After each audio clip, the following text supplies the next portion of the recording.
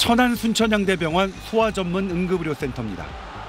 지난 13년 동안 충청 남북도와 경기 강원 남부에서 온 매년 3만 명의 어린이 응급 환자가 찾아왔습니다.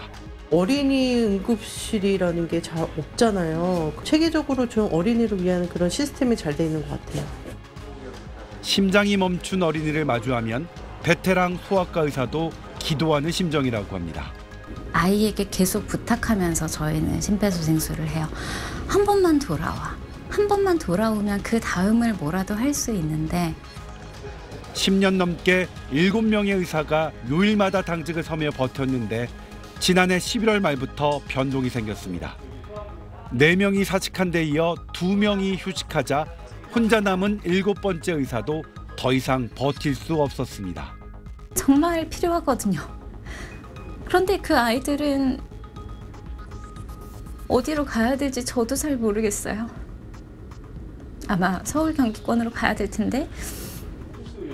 정부와 천안시까지 나섰지만 지방에서 근무할 소아과 의사를 구하는 건 쉽지 않습니다. 달빛병원이라든지 이런 여러 가지 이제 소아 관련된 정책들을 내놓으면서 수도권에서의 의사를 구하는 구인이 많아졌습니다. 수도권이 다 차고 나면 그 다음 이제 지방이 오거든요. 응급센터는 멀쩡한데 의사가 없는 상황. 그래도 병원은 응급센터 문을 닫지 않기로 했습니다. 휴직한 전문의들이 돌아올 때까지 성인 응급 전문의를 투입해 이 대신 잇몸으로 버티기로 했습니다. 현재 소아 전문 응급센터는 수도권을 제외하면 이곳과 대구, 경남, 세종 4군데뿐이기 때문입니다. SBS 조동찬입니다. 이른바 빅5라고 불리는 서울 주요 대형 병원들의 내년 전공의 모집 결과 정원을 채우지 못한 필수과들이 속출했다는 기사를 많이 봤습니다. 어제 마감된 2024학년도 전공의 모집 결과에 따르면 삼성 서울, 서울 아산, 세브란스 등 이른바 빅5 병원에서 필수 의료 과목들이 대부분 정원을 채우지 못했습니다. 소아청소년과의 전공의 정원을 채운 곳은 서울 아산병원이 유일했고요. 세브란스 병원은 지원자가 1명도 없었습니다. 산부인과도 사정은 비슷했습니다. 삼성이 6명 모집에 9명, 서울대병원이 12명 모집에 13명이 지원해서 이 두 곳만 지원자가 정원을 넘겼습니다. 이 밖에 심장혈관 흉부외과와 가정의학과, 응급의학과 등도 정원을 채우지 못했거나 지원자가 없었습니다.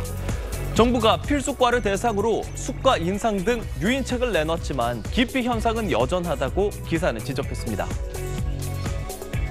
제 옆으로 보이는 사진, 지난달 열린 소아과 탈출 학술 대회입니다. 진료실에서 바로 적용하는 보톡스 핵심 포인트, 또 일타 강사님이 쪽집게 강의하는 고지혈증 핵심 정리, 이런 제목의 강연들이 이곳에서 열렸는데요. 모두 성인 만성질환이나 피부, 미용시술 관련 강연이었습니다. 당시 이 강연을 들으러 무려 소아청소년과 의사 600명이 왔을 정도로 열기는 뜨거웠다고 합니다. 최근 저출산 등으로 위기를 맞은 소아청소년과의 현실을 여실히 보여주고 있는 모습이죠. 외국 언론들도 이런 상황에 주목하고 있습니다. 어제는 로이터 통신이 한국에선 저출산 때문에 의사들이 소아과에서 도망가고 있고 어린이 건강도 위협받고 있다며 한국의 소아과 의사 부족 문제를 짚기도 했습니다. 실제로 지난해 기준 서울의 소아과 병원 수는 456개로 최근 5년간 12% 넘게 줄어든 걸로 집계됐습니다. 같은 기간 정신과는 76% 넘게 늘어난 것과 확연히 비교됩니다.